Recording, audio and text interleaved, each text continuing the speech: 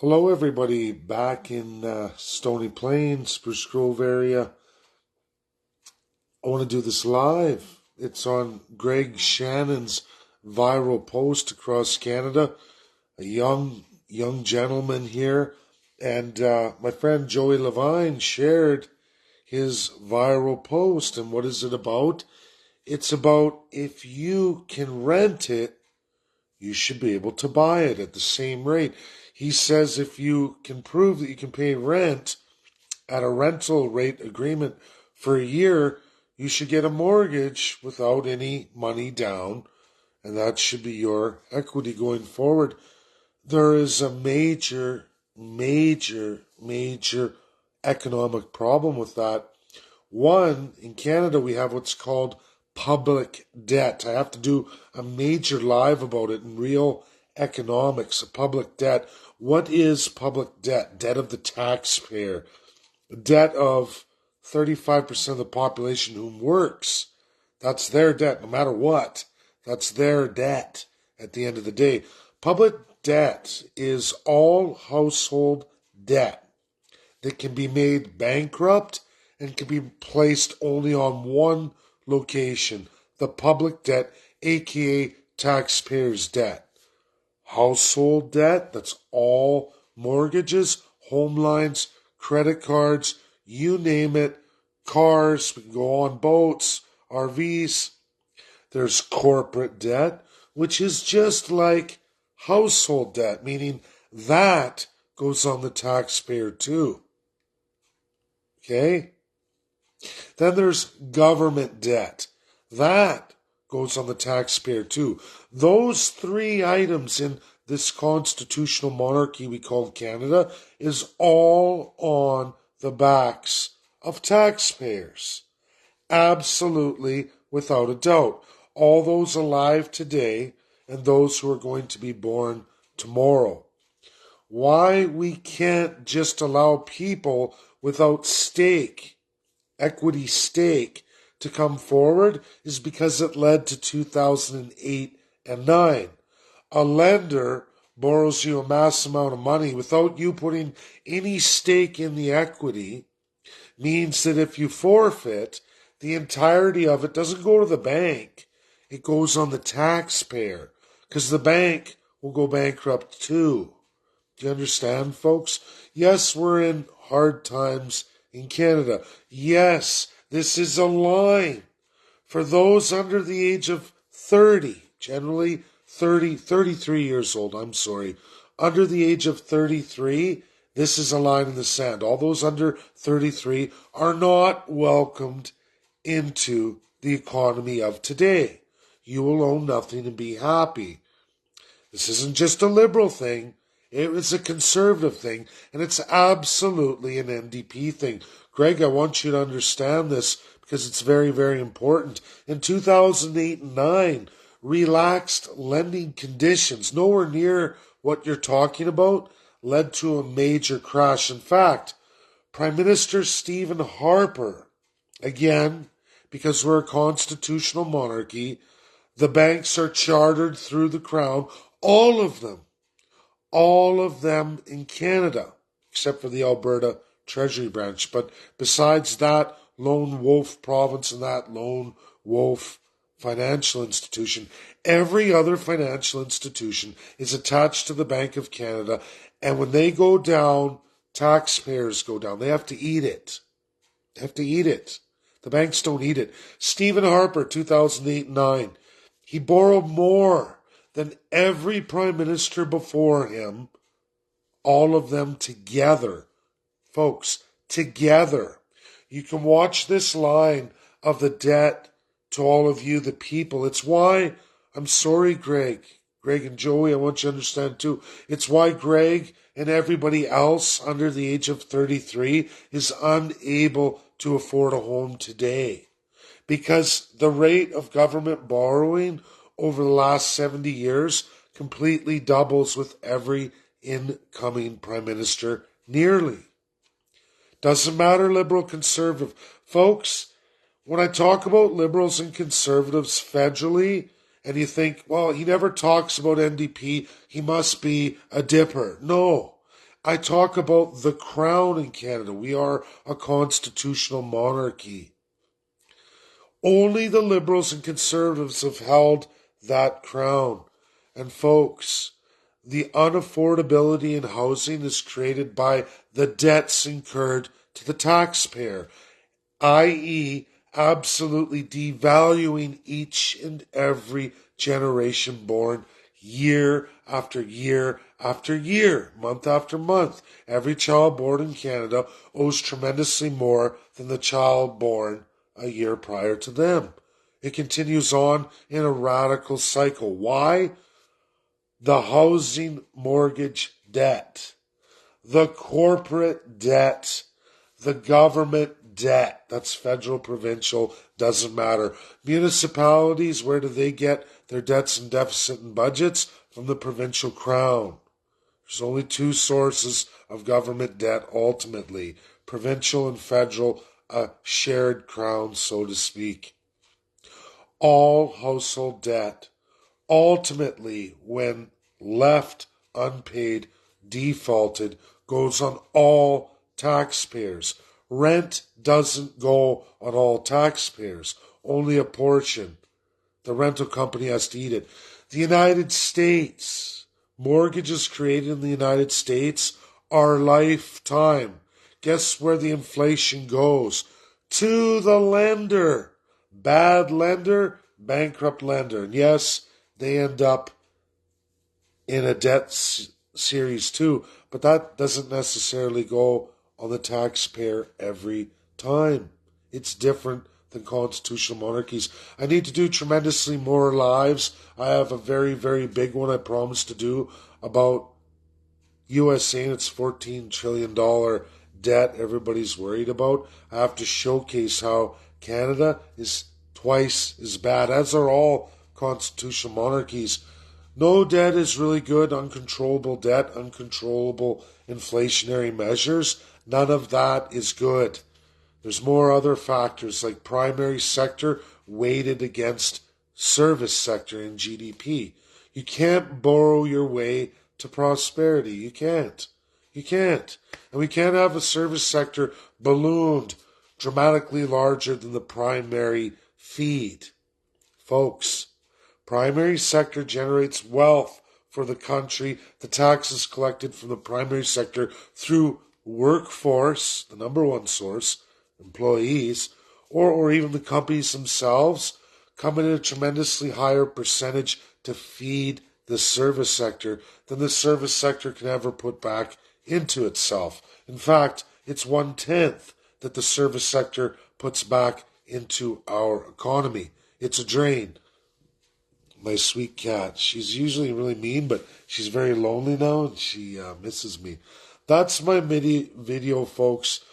It's part of one, but I wanted to hit that viral post by Greg. I just want to give you real economics. I understand. I totally understand. I know what's wrong. I'm not a Jagmeet Singh going, oh yeah, we know how to fix that. Subsidize more housing? That's not going to work. And I'm sorry, but neither is saying you don't need any equity stake in your place. Taxpayers can't afford to take on entire mortgages. We've already seen the ill effects of runaway institutions, which are completely in the wrong, Greg. Completely in the wrong. Historically, they've always been, as the Bank of Canada, it's all cockamamie. It's a pyramid scheme.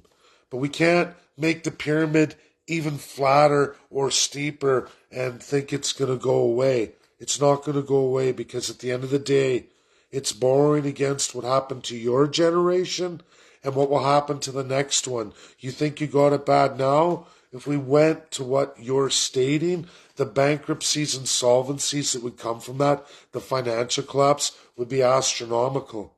And again, the banks don't eat it. We, the taxpayers, do. And if you don't have that equity stake to at least afford the process of insolvency, why you have to have money down, I'm sorry, but go look at 2008 and 9, and that's nowhere near the lax elasticity you're proposing. And I'm just trying to be nice here, folks. I understand. I understand the issues of the generation today. I have 2 daughters. I have a son hit 30, and you know what? He can't even get a home of his own. He's forever going to rent as it stands now. When does he save up to cross that threshold? He's more responsible than me. It's the government, and the financial system we've created. It's broken. There's a way out of it, but it certainly isn't at that measure always placing the responsibility on the backs of those working, those creating primary sector GDP, which is the fault of our system today. Our expenses are way too high. We borrow way too much money, or we print too much money. There's a combination of both. We've laid off of printing money, but it doesn't change the fact that we're devaluing Canadians at exponential rates. And we will again too. We will vote in Pierre Poilievre. He will double down on Trudeau. You will all see it and say, what? After 4 years, what? We're in a worse situation than ever before? Again? Throw him out back to Liberals, or let's try NDP, or let's go with this narrative or that narrative. It's the system that's broken. It doesn't matter who. We can't get out of this by relaxing financial systems and saying, hey, no more accountability for anybody. You will bankrupt everybody. You will create a Venezuela. And again, I say it again, I know I've repeated it because people come in, people get mad. Why do you keep going around and round? Because new people come on. The whole point, folks, 2008 and 9, and that was very relaxed and nowhere near what Greg's proposing. I feel your heart. I feel your pain. I have daughters. I have a son. I understand. But we can't allow unaccountability to become the mainstream for everybody. It doesn't work like that. It doesn't. And sadly, it's bad enough with the corporate debt. Again, that goes on what? The public debt. What's the public debt? All those who work or whom largely own primary sector businesses. They eat it entirely. And if you take everything out of that, it's game over for everybody. Venezuela. What is public debt in Canada? In the constitutional monarchy. Entirely all household debt. House mortgages, lines of credit, credit cards, boats, cars, SUVs, you name it, household debt. Absolutely, when defaulted, goes solely on the working taxpayer and solely on the primary sector. Largely, all of it. Corporate debt, all of it. When the corporate goes bankrupt, it all goes to the public debt, i.e. the taxpayer. If you don't have the money to pay, the country government has to borrow against you. Who's left in this triage? Government, federally and provincially. All municipalities, their debts are attributed to the province. They come from the power of the province. 2 crowns, federal, provincial. They take on a monumental amount of debt, and when they can't or they default on it, it goes to you, the taxpayers. They will borrow against you. They will devalue you. They will print money. It's all taxpayer debt at the end of the day. We can't increase the amount of unaccountability. We can't allow more defaultability from all the masses to be placed on the taxpayers. Because guess what's going to happen? You're going to turn into Venezuela. If you don't believe me, 2008-9, and again, nowhere near what Greg's talking about. God bless you. Your heart's in the right place, but the economics aren't there. It's an unaccountable socialism, a fairy tale. A fairy tale. We all have to work. We have to come up with so much to put down as equity in the case of our default. Has to be done, or you'll have runaway inflation, runaway money printing, or absolute bankruptcy of the public system. And when that happens, you're Venezuela. And many other examples in world history. And we almost bit it in 2008-9. Even in our crappy system of overvalued homes today, because of our land availability, land availability. That's really what the problem is, Greg and Joey. The problem is that the Crown holds almost 91% of this country, not available to any First Peoples and no Canadians. 0.2% for the First Peoples, 9% for all Canadians. To put it in perspective, the United States of America makes 94.5% of its country available as private property to all Americans. They get 30-year mortgages at one rate when they open the mortgage. That's it. The inflation goes on the lender. The lender goes tits up. It's largely on them. Other lenders have to bail them out or buy them out. That's how it works. It largely does not go on the taxpayers. Again, in Canada, it all goes on the taxpayers. These are Crown-mandated systems. We're twice as bad as the United States and other forms of constitutional republics like the United States, like Switzerland. They're always pretty safe financially. Why? Because they don't create a public debt system under Crown that allows everybody to throw it on the backs of the working class and absolutely the primary sector. That's it for my battery power. I gotta go charge. Share. Get it out there. And you know what, Greg, Joey? I hope I've helped you. I hope I've educated you. It's all about the Crown land, getting that released for every Canadian and every first person. Taking the Crown land away from the filthy politicians and turning it over to you, the people. All 40 million nearly of you. Every man, woman, and child. You divide that up on an equal basis, First Peoples and Canadians, it's a tremendous amount of wealth. But you need constitutionalism, you need government restraint. That means rules of governance, how to govern, and accountability. As it stands today, we are a pyramid scheme as we've always been, and there is no accountability. There's no rules of governance. It's a runaway, pigs at the trough, free for all. Absolute National Socialism, fascism, always has been, always will be. Your generation is at the line in the sand.